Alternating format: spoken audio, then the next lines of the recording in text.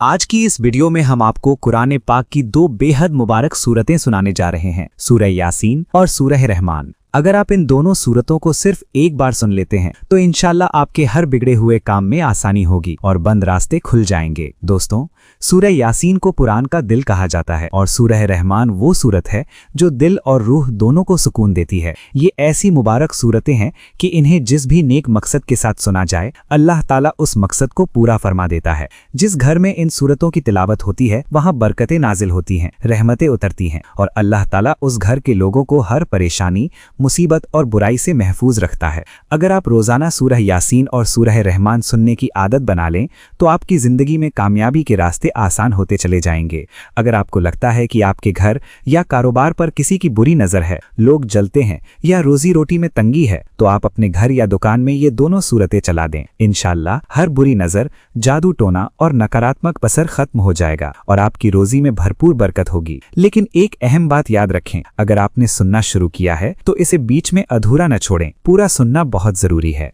कुरान पाक की ये बेहद मुबारक सूरतें हैं। मैं अल्लाह तबारक व ताला की बारगाह में दुआ करता हूँ, या अल्लाह, जो भी शख्स सूरह यासीन और सूरह रहमान को पूरे यकीन के साथ सुने तो अपनी रहमत से उसकी तमाम परेशानियों को दूर फरमा, उसके बिगड़े कामों को आसान कर दे और उसकी जायज़ ज़रूरतों को पूरा फरमा। आमीन। दोस्तों, कमेंट में ज़रूर आमीन लिखें, क्या पता किसकी ज़ुबान से निकली हुई दुआ अल्लाह पाक कबूल फरमा ले। बिस्मिल्लाहिर्रहमानिर्रहीम। यासीन वल क़ुरआनिल हकीम इन्नका लमिनल मुरसलीन अला सिरातिम मुस्तक़ीम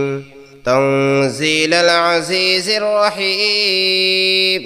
लितुन्ज़िर क़ौमन मा उन्ज़िर आबाउहुम फ़हुम गाफ़िलून लक़द हक़्क़ल क़ौलु अला अक्सरिहिम फ़हुम ला युमिनून इन्ना जअलना फ़ी अअनाक़िहिम अग़लालन फ़हिय इलल अज़क़ानि फ़हुम मुक़महून वजअलना मिन बैनि अयदीहिम सद्दन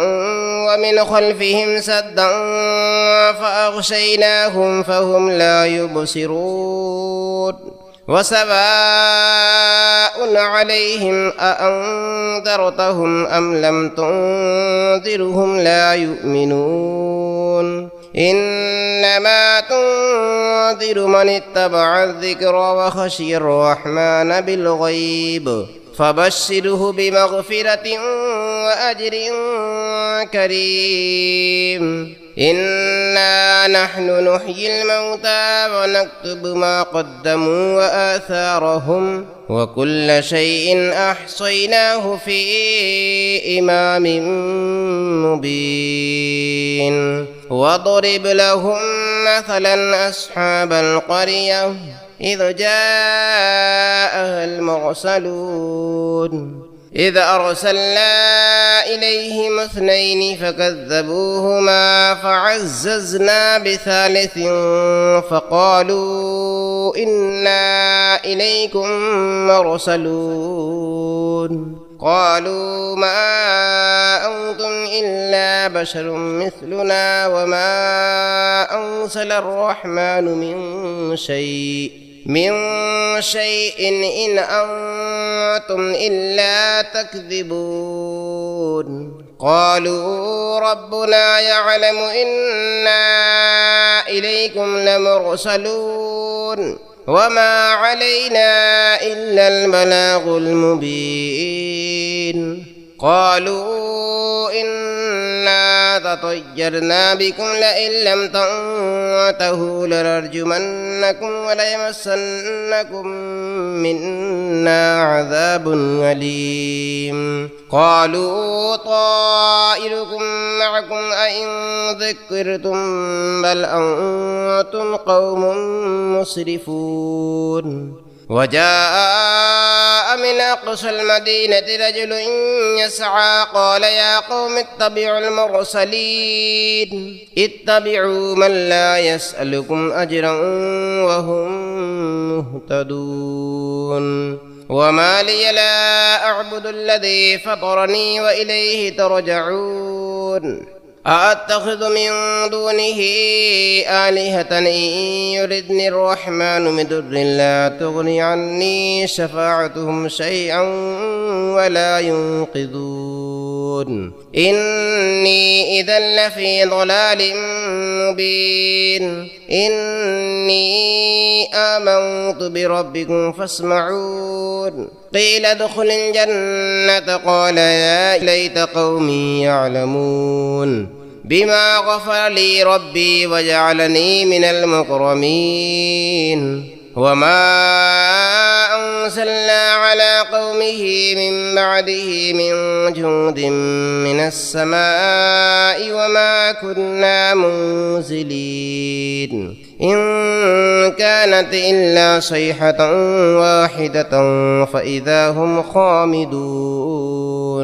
يا حسرة على العباد ما يأتيهم من رسول إلا كانوا به يستهزئون ألم يروا كم أهلكنا قبلهم من القرون أنهم إليهم لا يرجعون وإن كل لما جميع لدينا محضرون وآية لهم الأرض الميتة أحييناها وأخرجنا منها حبا فمنه يأكلون وجعلنا فيها جنات من نخيل وأعناب وفجرنا فيها من العيون ليأكلوا من ثمره وما عملته أيديهم أفلا يشكرون سبحان الذي خلق الأزواج كلها مما تنبت الأرض ومن أنفسهم ومما لا يعلمون وآية لهم الليل نسلخ منه النهار فإذا هم مظلمون والشمس تجري لمستقر لها ذلك تقدير العزيز العليم والقمر قدرناه منازل حتى عاد كالعرجون القديم لا الشمس ينبغي لها أن تدرك القمر ولا الليل سابق النهار وكل في فلك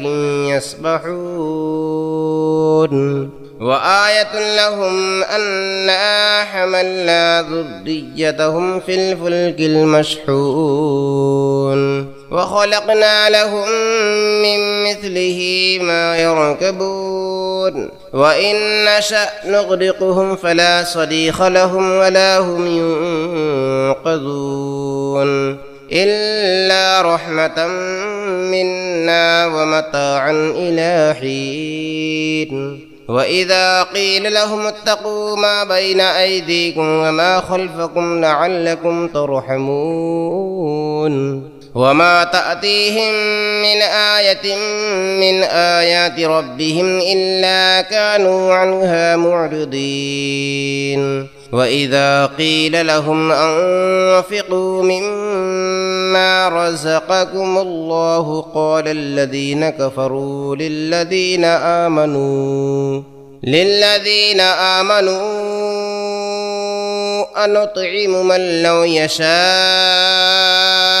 الله وطعمه إن أنتم إلا في ضلال مبين ويقولون متى هذا الوعد إن كنتم صادقين ما ينظرون إلا صيحة واحدة تأخذهم وهم يخصمون فلا يستطيعون توصية ولا إلى أهلهم يرجعون ونفخ في الصور فإذا هم من الأجداث إلى ربهم ينسلون قالوا يا ويلنا من بعثنا من مرقدنا هذا ما وعد الرحمن وصدق المرسلون إن كانت إلا صيحة واحدة فإذا هم جميع لدينا محضرون فاليوم لا تظلم نفس شيئا ولا تجزون إلا ما كنتم تعملون إن أصحاب الجنة اليوم في شغل فاكهون هم وأزواجهم في ظلال على الأرائك متكئون لهم فيها فاكهة ولهم ما يدعون سلام قولا من رب رحيم وامتازوا اليوم أيها المجرمون ألم عهد إليكم يا بني آدم ألا تعبدوا الشيطان إنه لكم عدو مبين وأن اعبدوني هذا صراط مستقيم ولقد أضل منكم جبلا كثيرا أفلم تكونوا تعقلون هذه جهنم التي كنتم توعدون اصلوها اليوم بما كنتم تكفرون اليوم نختم على أفواههم وتكلمنا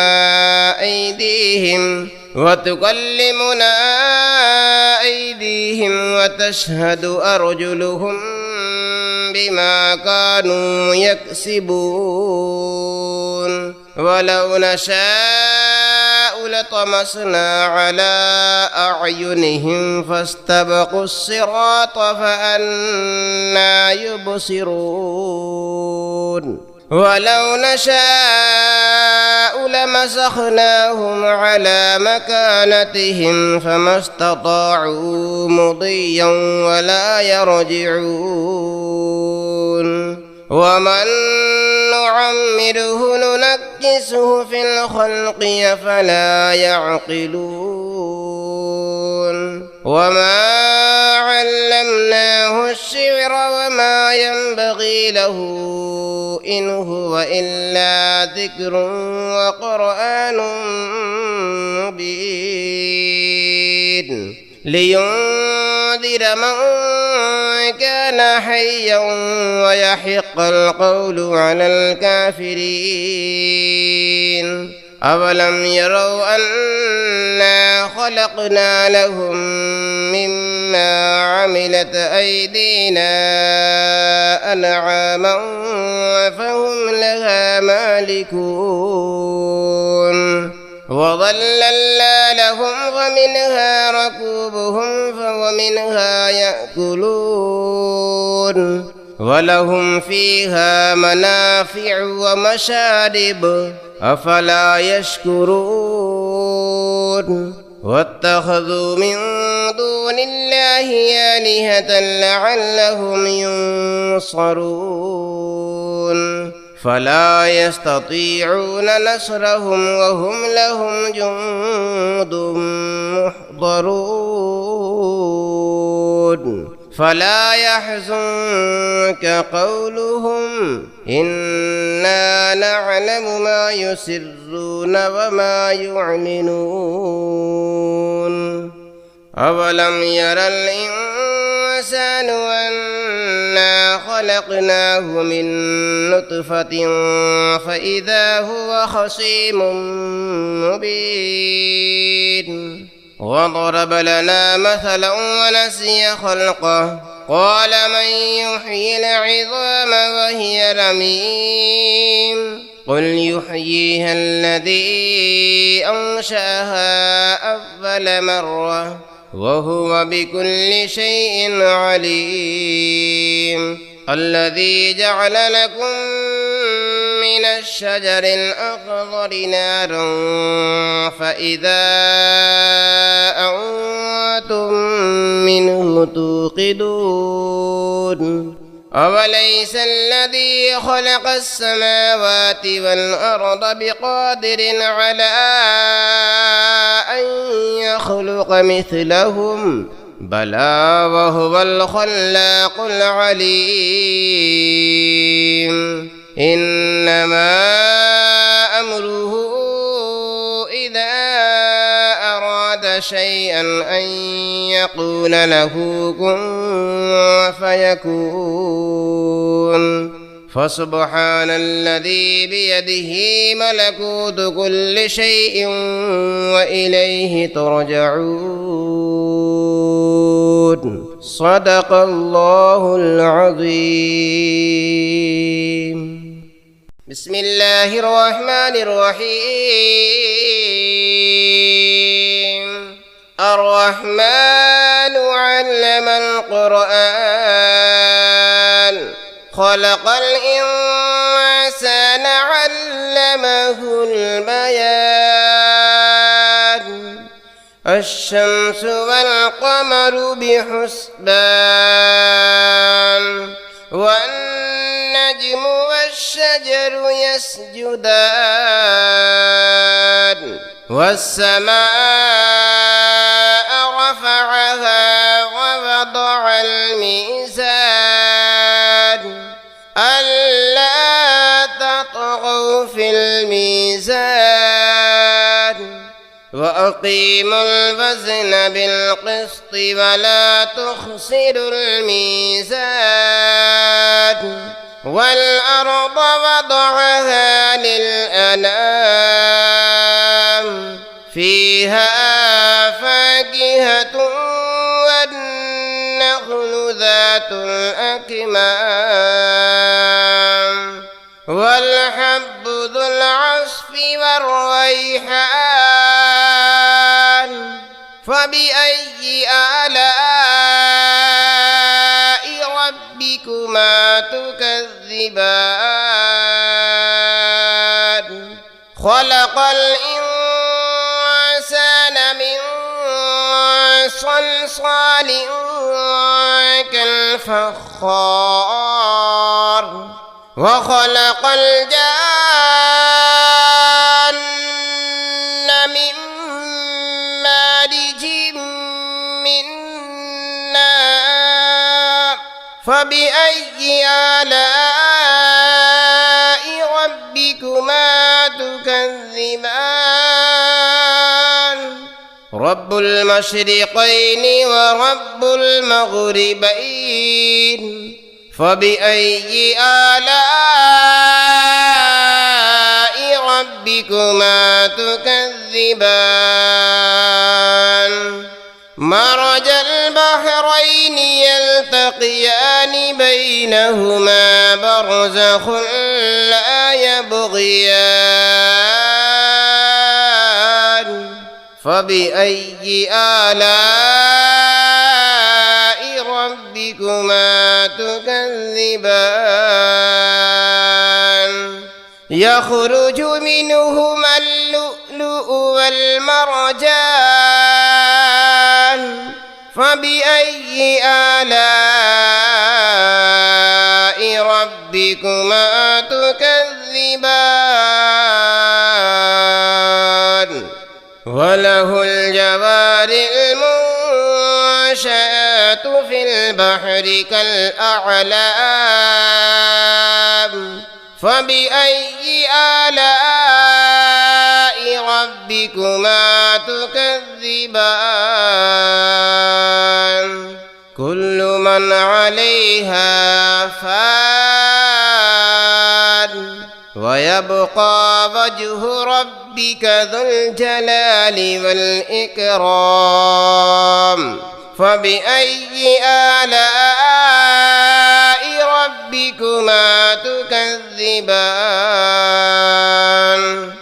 يسأله من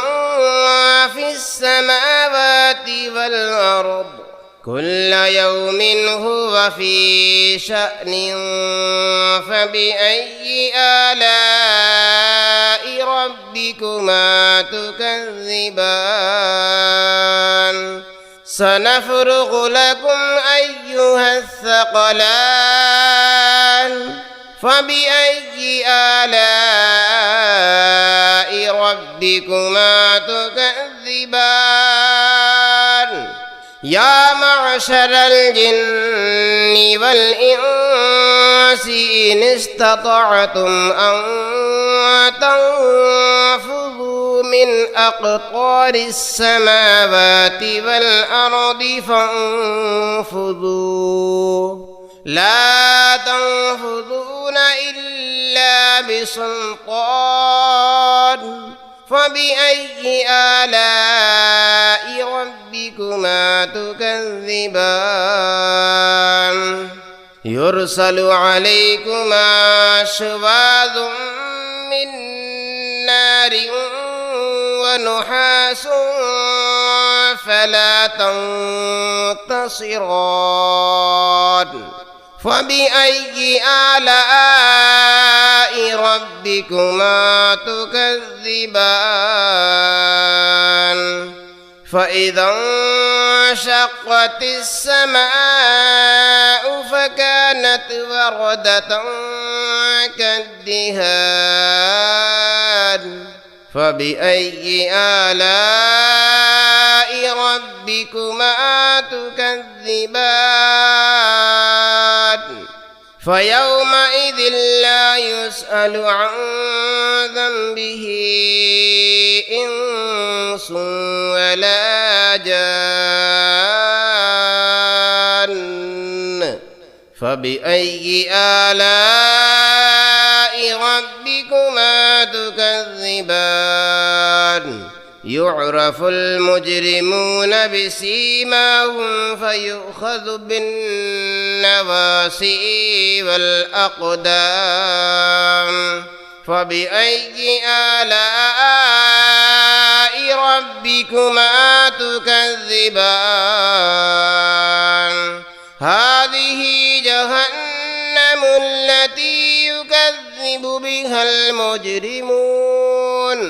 يطوفون بينها وبين حميم آن فبأي آلاء ربكما تكذبان ولمن خاف مقام ربه جنتان فبأي آلاء ربكما تكذبان ذواتا أفنان فبأي آلاء ربكما تكذبان فيهما عينان تجريان فبأي آلاء ربكما تكذبان فيهما من كل فاكهة زوجان فبأي آلاء ربكما تكذبان متكئين على فرش بطائنها من استبرق وجنى الجنتين دان فبأي آلاء ربكما تكذبان فيهن قاصرات الطرف لم يطمثهن إنس قبلهم ولا جان فبأي آلاء ربكما تكذبان كأنهن الياقوت الياقوت والمرجان فبأي آلاء ربكما تكذبان هل جزاء الإحسان إلا الإحسان فبأي آلاء ربكما تكذبان ومن دونهما جنتان فبأي آلاء ربكما تكذبان مدهامتان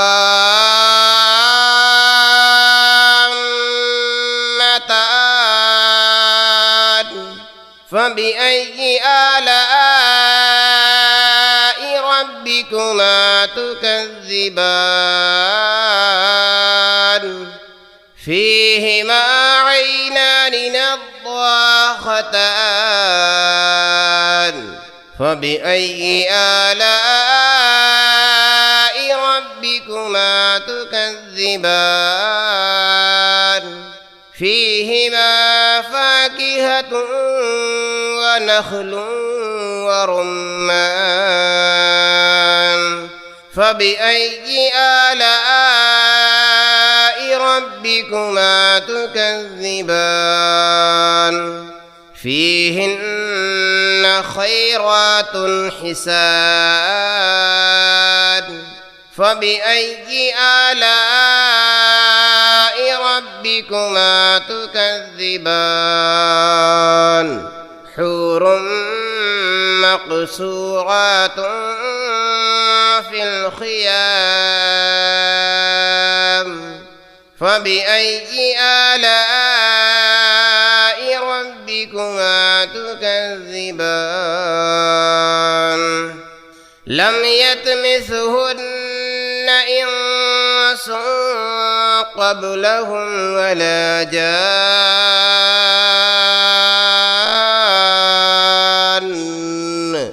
فبأي آلاء ربكما تكذبان متكئين على رفرف خضر وعبقري حسان فبأي آلاء ربكما تكذبان تبارك اسم ربك ذي الجلال والإكرام صدق الله العظيم بسم الله الرحمن الرحيم ياسين والقرآن الحكيم إنك لمن المرسلين على صراط مستقيم تنزيل العزيز الرحيم لتنذر قوما ما أنذر آباؤهم فهم غافلون لقد حق القول على أكثرهم فهم لا يؤمنون إنا جعلنا في أعناقهم أغلالا فهي إلى الأذقان فهم مقمحون وجعلنا من بين أيديهم سدا ومن خلفهم سدا فأغشيناهم فهم لا يبصرون وسواء عليهم أأنذرتهم أم لم تنذرهم لا يؤمنون إنما تنذر من اتبع الذكر وخشي الرحمن بالغيب فبشره بمغفرة وأجر كريم إنا نحن نحيي الموتى ونكتب ما قدموا وآثارهم وكل شيء أحصيناه في إمام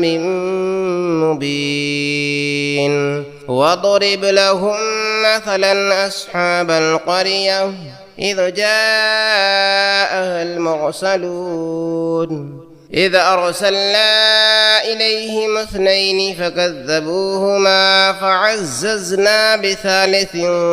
فقالوا إنا إليكم مرسلون قالوا ما أنتم إلا بشر مثلنا وما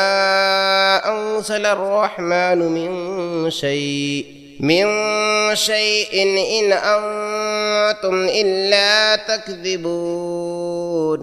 قالوا ربنا يعلم إنا إليكم لمرسلون وما علينا إلا البلاغ المبين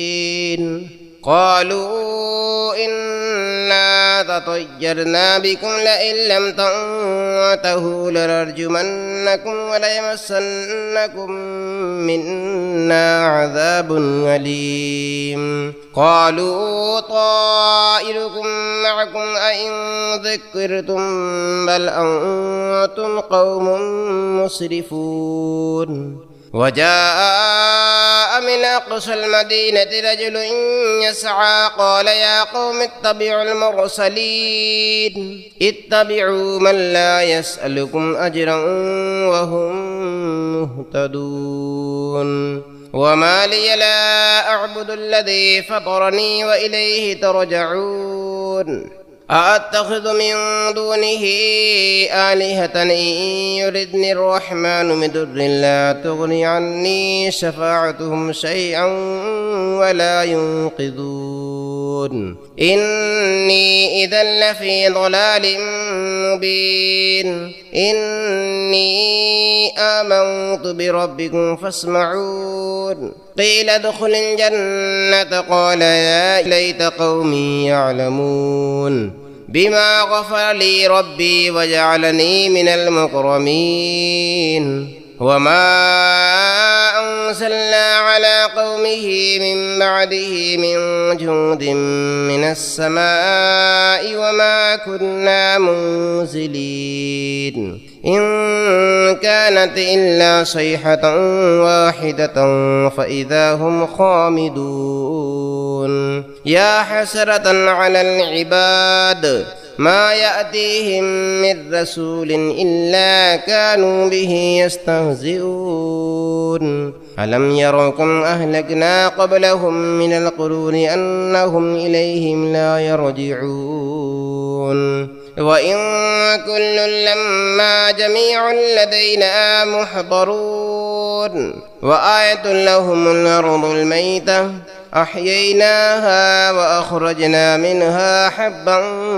فمنه يأكلون وجعلنا فيها جنات من نخيل وأعناب وفجرنا فيها من العيون ليأكلوا من ثمره وما عملته أيديهم أفلا يشكرون سبحان الذي خلق الأزواج كلها مما تنبت الأرض ومن أنفسهم ومما لا يعلمون وآية لهم الليل نسلخ منه النهار فإذا هم مظلمون والشمس تجري لمستقر لها ذلك تقدير العزيز العليم والقمر قدرناه منازل حتى عاد كالعرجون القديم لا الشمس ينبغي لها أن تدرك القمر ولا الليل سابق النهار وكل في فلك يسبحون وآية لهم أنا حملنا ذريتهم في الفلك المشحون وخلقنا لهم من مثله ما يركبون وإن نشأ نغرقهم فلا صريخ لهم ولا هم ينقذون إلا رحمة منا ومتاعا إلى حين وإذا قيل لهم اتقوا ما بين أيديكم وما خلفكم لعلكم ترحمون وما تأتيهم من آية من آيات ربهم إلا كانوا عنها معرضين وإذا قيل لهم أنفقوا مما رزقكم الله قال الذين كفروا للذين آمنوا أنطعم من لو يشاء الله وطعمه إن أنتم إلا في ضلال مبين ويقولون متى هذا الوعد إن كنتم صادقين ما ينظرون إلا صيحة واحدة تأخذهم وهم يخصمون فلا يستطيعون توصية ولا إلى أهلهم يرجعون ونفخ في الصور فإذا هم من الأجداث إلى ربهم ينسلون قالوا يا ويلنا من بعثنا من مرقدنا هذا ما وعد الرحمن وصدق المرسلون إن كانت إلا صيحة واحدة فإذا هم جميع لدينا محضرون فاليوم لا تظلم نفس شيئا ولا تجزون إلا ما كنتم تعملون إن أصحاب الجنة اليوم في شغل وفاكهون هم وأزواجهم في ظلال على الأرائك متكئون لهم فيها فاكهة ولهم ما يدعون سلام قولا من رب رحيم وامتازوا اليوم أيها المجرمون ألم عهد إليكم يا بني آدم ألا تعبدوا الشيطان إنه لكم عدو مبين وأن اعبدوني هذا صراط مستقيم ولقد أضل منكم جبلا كثيرا أفلم تكونوا تعقلون هذه جهنم التي كنتم توعدون اصلوها اليوم بما كنتم تكفرون اليوم نختم على أفواههم وتكلمنا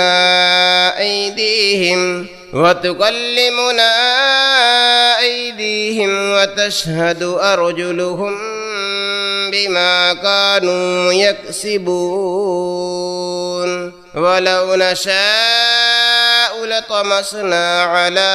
أعينهم فاستبقوا الصراط فأنى يبصرون ولو نشاء لمسخناهم على مكانتهم فما استطاعوا مضيا ولا يرجعون ومن نعمره ننكسه في الخلق أفلا يعقلون وما علمناه الشعر وما ينبغي له إن هو إلا ذكر وقرآن مبين لينذر من كان حيا ويحق القول على الكافرين أولم يروا أنا خلقنا لهم مما عملت أيدينا أنعاما فهم لها مالكون وظللنا لهم ومنها ركوبهم ومنها يأكلون ولهم فيها منافع ومشارب أفلا يشكرون واتخذوا من دون الله آلهة لعلهم ينصرون فلا يستطيعون نصرهم وهم لهم جند محضرون فلا يحزنك قولهم إنا نعلم ما يسرون وما يعلنون أولم ير الإنسان أنا خلقناه من نطفة فإذا هو خصيم مبين وضرب لنا مثلا ونسي خلقه قال من يحيي العظام وهي رميم قل يحييها الذي أنشأها أول مرة وهو بكل شيء عليم الذي جعل لكم من الشجر الأخضر نارا فإذا أنتم منه توقدون أوليس الذي خلق السماوات والأرض بقادر على أن يخلق مثلهم بلى وهو الخلاق العليم إنما أمره إذا أراد شيئا أن يقول له كن فيكون فسبحان الذي بيده ملكوت كل شيء وإليه ترجعون صدق الله العظيم بسم الله الرحمن الرحيم الرحمن علم القرآن خلق الإنسان علمه البيان الشمس والقمر بحسبان والنجم والشجر يسجدان والسماء رفعها ووضع الميزان ألا تطغوا في الميزان وأقيموا الوزن بالقسط ولا تخسروا الميزان والأرض وضعها للأنام فيها فاكهة والنخل ذات الأكمام والحب ذو العصف والريحان فبأي آلاء ربكما تكذبان خلق الإنسان من صلصال كالفخار وخلق الجان من مارج من نار فبأي آلاء ربكما تكذبان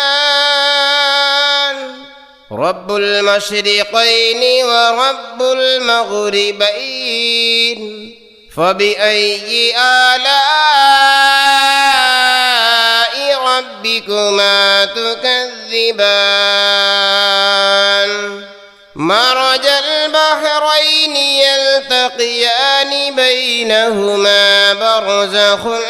لا يبغيان فبأي آلاء ربكما تكذبان يخرج منهما اللؤلؤ والمرجان فبأي آلاء ربكما تكذبان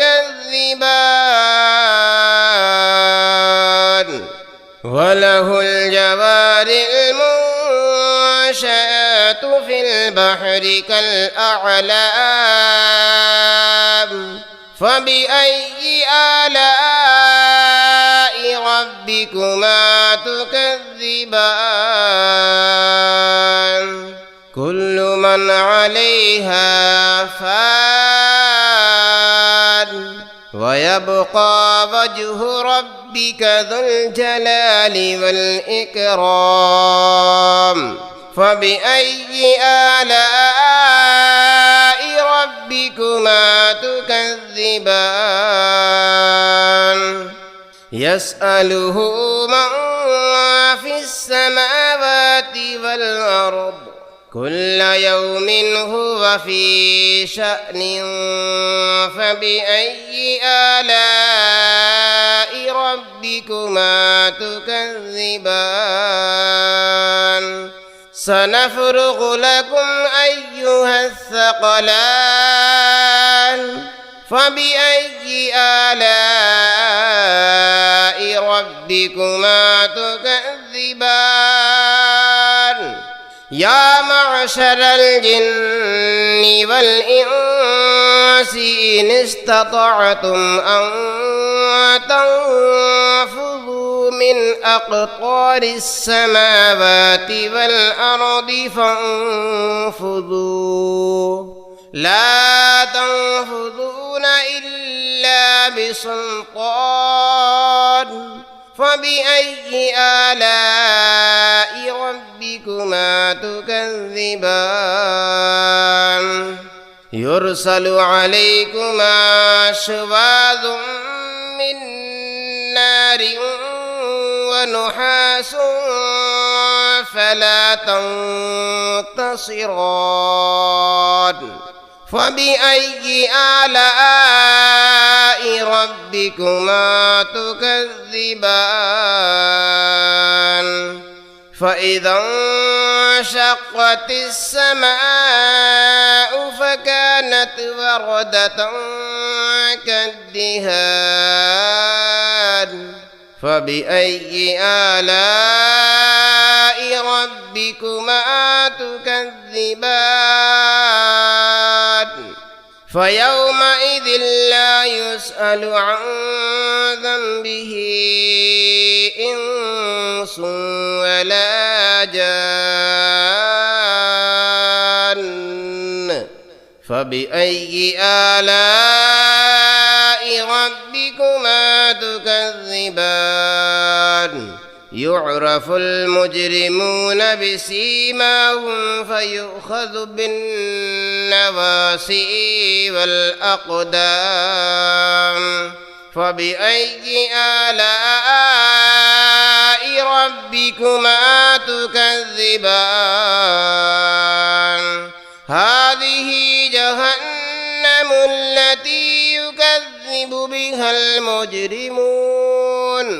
يطوفون بينها وبين حميم آن فبأي آلاء ربكما تكذبان ولمن خاف مقام ربه جنتان فبأي آلاء ربكما تكذبان ذواتا أفنان فبأي آلاء ربكما تكذبان فيهما عينان تجريان فبأي آلاء ربكما تكذبان فيهما من كل فاكهة زوجان فبأي آلاء ربكما تكذبان متكئين على فرش بطائنها من استبرق وجنى الجنتين دان فبأي آلاء ربكما تكذبان فيهن قاصرات الطرف لم يطمثهن إنس قبلهم ولا جان فبأي آلاء ربكما تكذبان كأنهن الياقوت والمرجان فبأي آلاء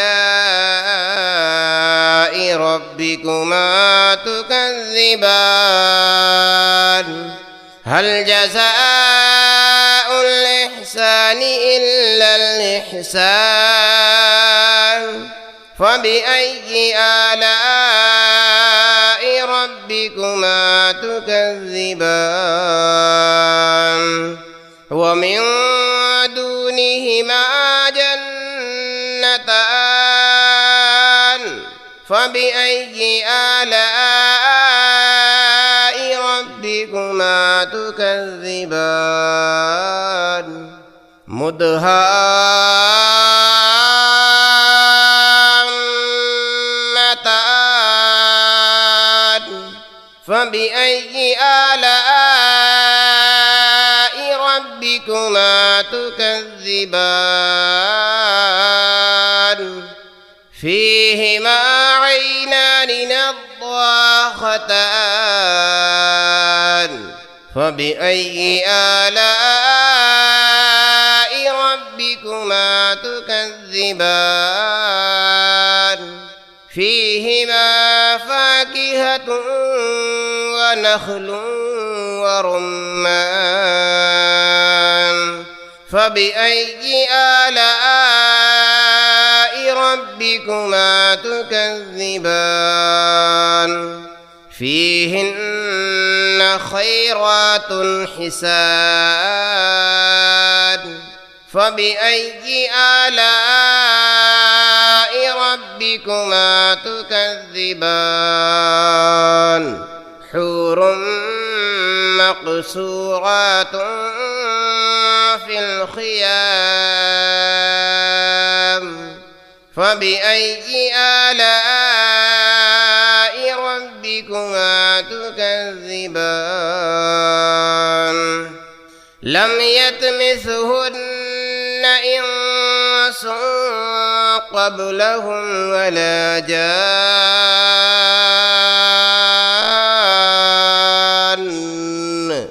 فبأي آلاء ربكما تكذبان متكئين على رفرف خضر وعبقري حسان فبأي آلاء ربكما تكذبان تبارك اسم ربك ذي الجلال والإكرام صدق الله العظيم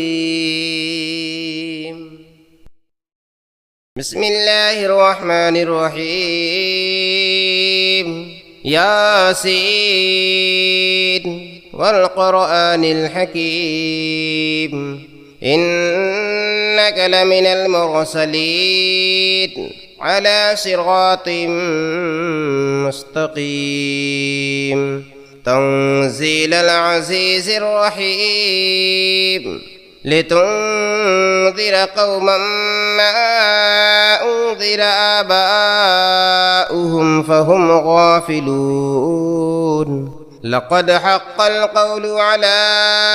أكثرهم فهم لا يؤمنون إنا جعلنا في أعناقهم أغلالا فهي إلى الأذقان فهم مقمحون وجعلنا من بين أيديهم سدا ومن خلفهم سدا فأغشيناهم فهم لا يبصرون وسواء عليهم أأنذرتهم أم لم تنذرهم لا يؤمنون إنما تنذر من اتبع الذكر وخشي الرحمن بالغيب فبشره بمغفرة وأجر كريم إنا نحن نحيي الموتى ونكتب ما قدموا وآثارهم وكل شيء أحصيناه في إمام مبين واضرب لهم مثلا أصحاب القرية إذ جاءها المرسلون إذ أرسلنا إليهم اثنين فكذبوهما فعززنا بثالث فقالوا إنا إليكم مرسلون قالوا ما أنتم إلا بشر مثلنا وما أنزل الرحمن من شيء إن أنتم إلا تكذبون قالوا ربنا يعلم إنا إليكم لمرسلون وما علينا إلا البلاغ المبين قالوا إنا تطيرنا بكم لئن لم تنتهوا لنرجمنكم وليمسنكم منا عذاب أليم قالوا طائركم معكم أئن ذكرتم بل أنتم قوم مسرفون وجاء من أقصى المدينة رجل يسعى قال يا قوم اتبعوا المرسلين اتبعوا من لا يسألكم أجرا وهم مهتدون وما لي لا أعبد الذي فطرني وإليه ترجعون أأتخذ من دونه آلهة إن يردني الرحمن بضر لا تغني عني شفاعتهم شيئا ولا ينقذون إني إذا لفي ضلال مبين إني آمنت بربكم فاسمعون قيل ادخل الجنة قال يا ليت قومي يعلمون بما غفر لي ربي وجعلني من المكرمين وما أنزلنا على قومه من بعده من جند من السماء وما كنا منزلين إن كانت إلا صيحة واحدة فإذا هم خامدون يا حسرة على العباد ما يأتيهم من رسول إلا كانوا به يستهزئون ألم يروا كم أهلكنا قبلهم من القرون أنهم إليهم لا يرجعون وإن كل لما جميع لدينا محضرون وآية لهم الأرض الميتة أحييناها وأخرجنا منها حبا فمنه يأكلون وجعلنا فيها جنات من نخيل وأعناب وفجرنا فيها من العيون ليأكلوا من ثمره وما عملته أيديهم أفلا يشكرون سبحان الذي خلق الأزواج كلها مما تنبت الأرض ومن أنفسهم ومما لا يعلمون وآية لهم الليل نسلخ منه النهار فإذا هم مظلمون والشمس تجري لمستقر لها ذلك تقدير العزيز العليم والقمر قدرناه منازل حتى عاد كالعرجون القديم لا الشمس ينبغي لها أن تدرك القمر ولا الليل سابق النهار وكل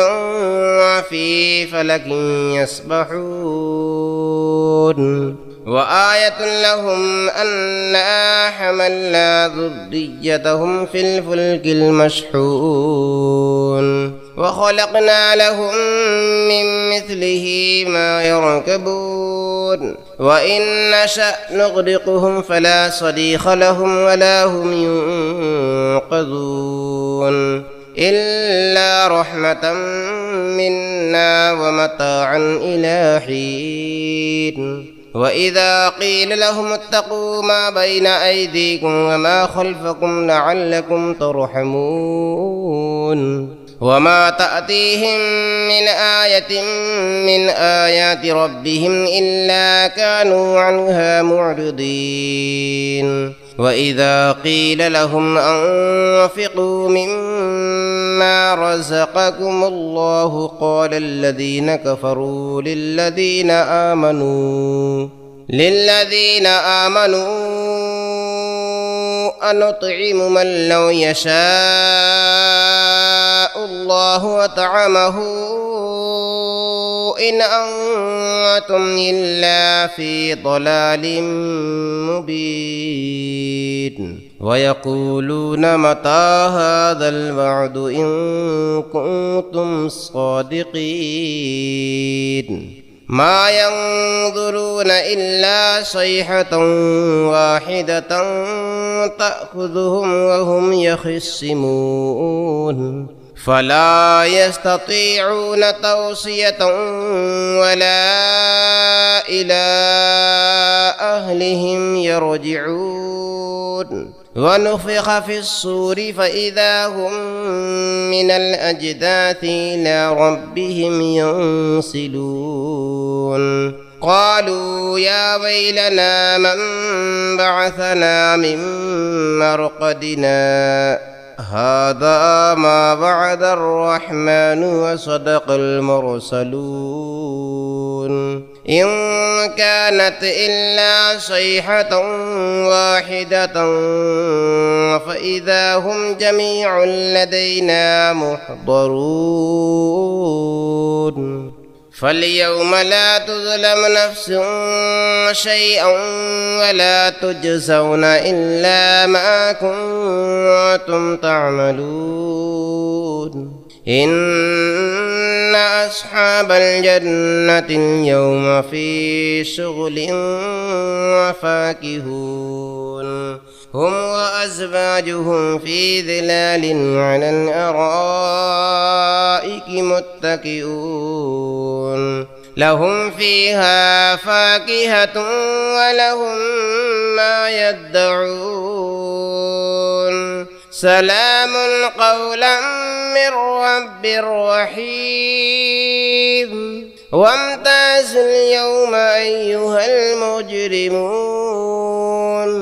ألم عهد إليكم يا بني آدم ألا تعبدوا الشيطان إنه لكم عدو مبين وأن اعبدوني هذا صراط مستقيم ولقد أضل منكم جبلا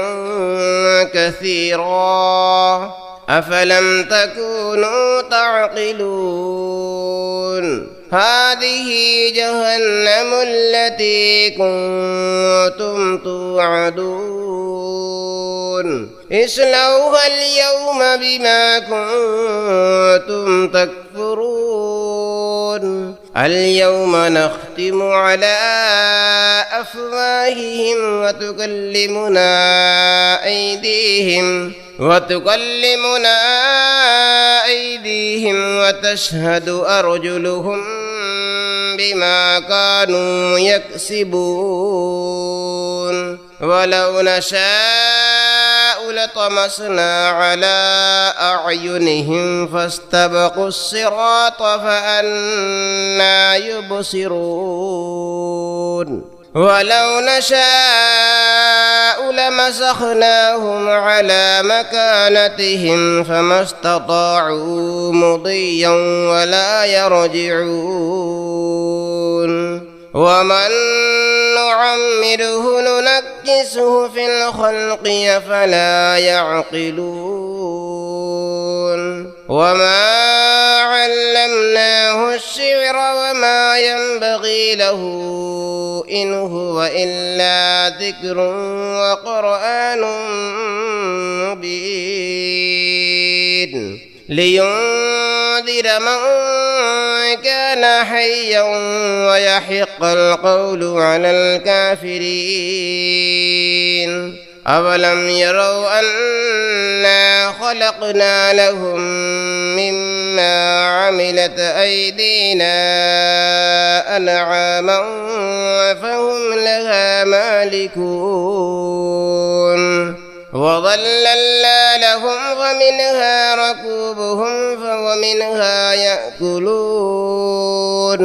ولهم فيها منافع ومشارب أفلا يشكرون واتخذوا من دون الله آلهة لعلهم ينصرون فلا يستطيعون نصرهم وهم لهم جند محضرون فلا يحزنك قولهم إنا نعلم ما يسرون وما يعلنون أولم ير الإنسان أنا خلقناه من نطفة فإذا هو خصيم مبين وضرب لنا مثلا ونسي خلقه قال من يحيي العظام وهي رميم قل يحييها الذي أنشأها أول مرة وهو بكل شيء عليم الذي جعل لكم من الشجر الأخضر نارا فإذا أنتم منه توقدون أوليس الذي خلق السماوات والأرض بقادر على أن يخلق مثلهم بلى وهو الخلاق العليم إنما أمره إذا أراد شيئا أن يقول له كن فيكون فسبحان الذي بيده ملكوت كل شيء وإليه ترجعون صدق الله العظيم بسم الله الرحمن الرحيم الرحمن علم القرآن خلق الإنسان علمه البيان الشمس والقمر بحسبان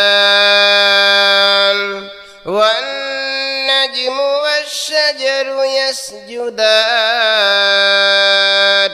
والسماء رفعها ووضع الميزان ألا تطغوا في الميزان وأقيموا الوزن بالقسط ولا تخسروا الميزان والأرض وضعها للأنام فيها فاكهة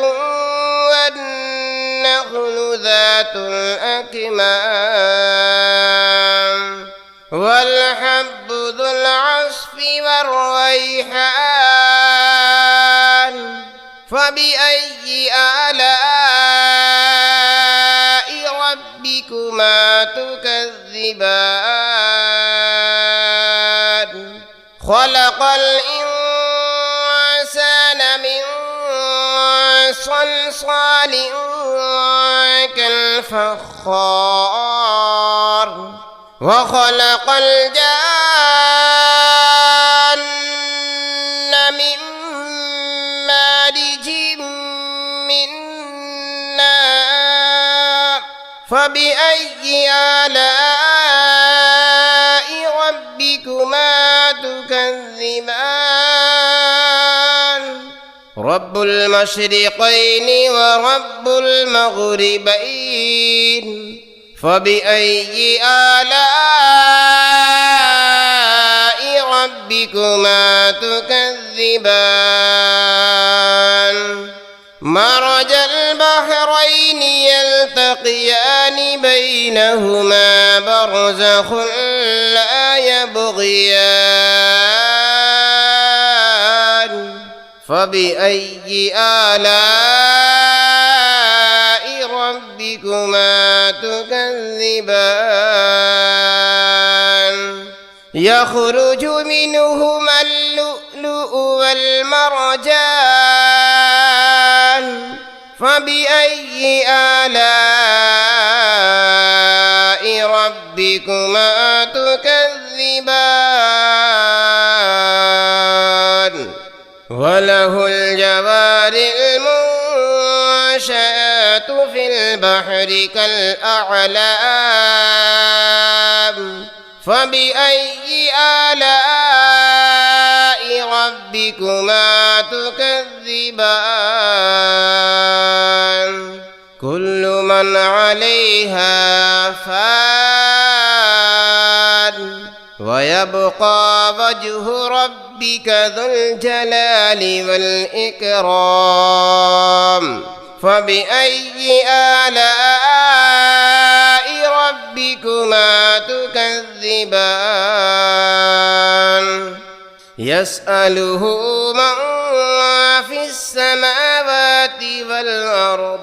كل يوم هو في شأن فبأي آلاء ربكما تكذبان سنفرغ لكم أيها الثقلان فبأي آلاء ربكما تكذبان يا معشر الجن والإنس إن استطعتم أن تنفذوا من أقطار السماوات والأرض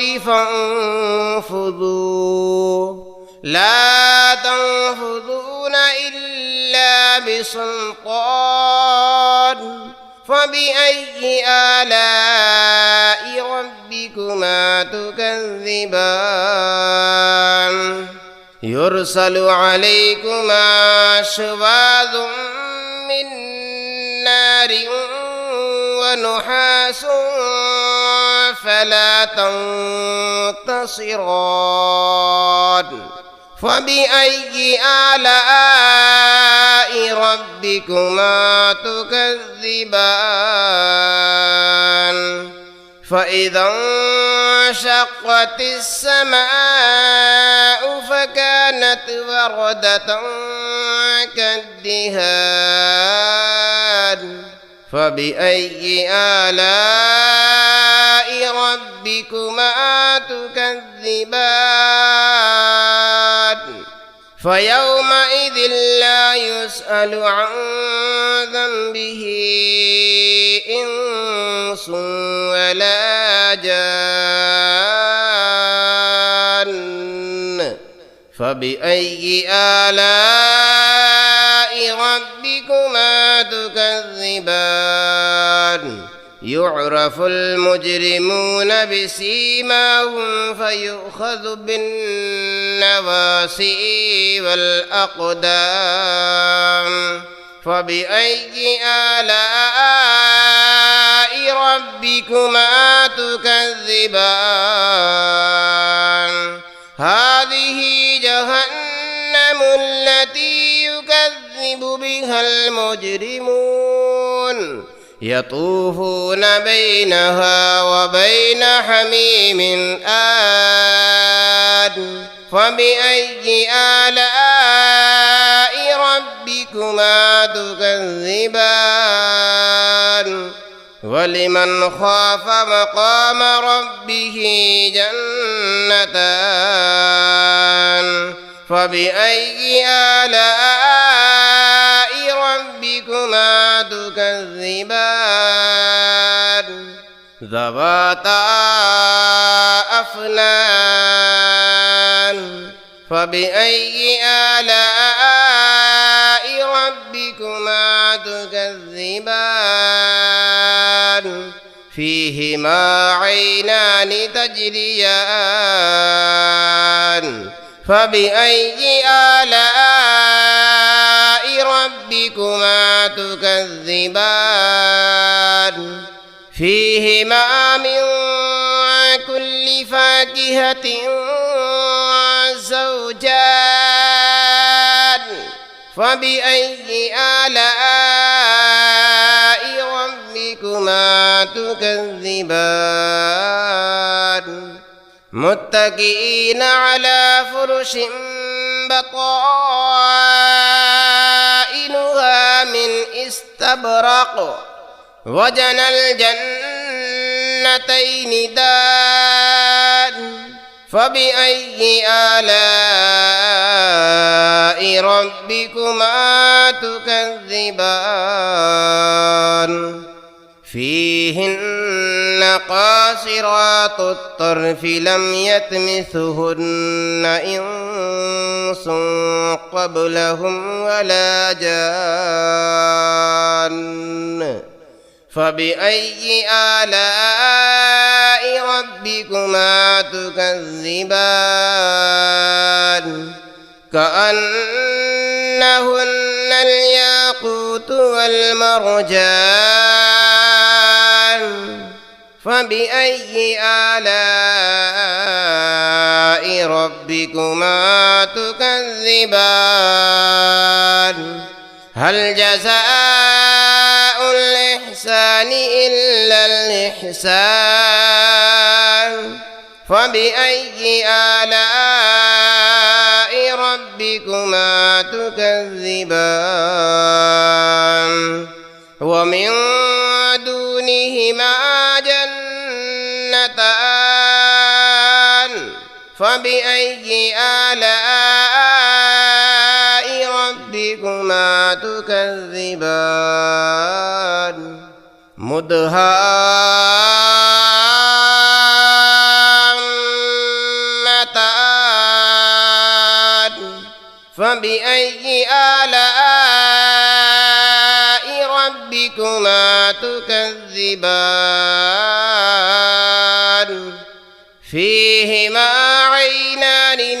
نضاختان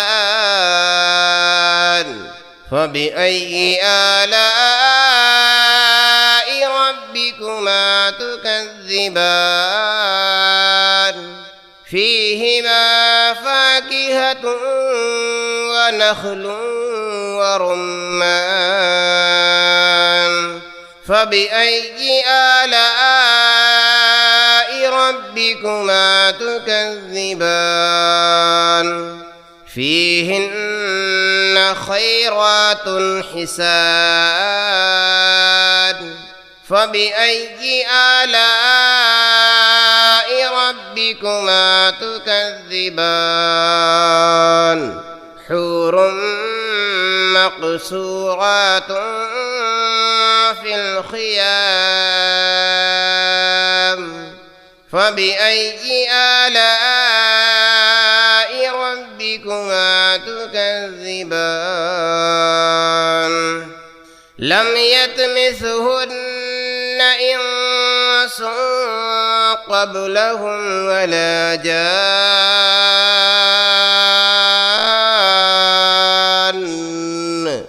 فبأي آلاء ربكما تكذبان متكئين على رفرف خضر وعبقري حسان فبأي آلاء ربكما تكذبان تبارك اسم ربك ذي الجلال والإكرام صدق الله العظيم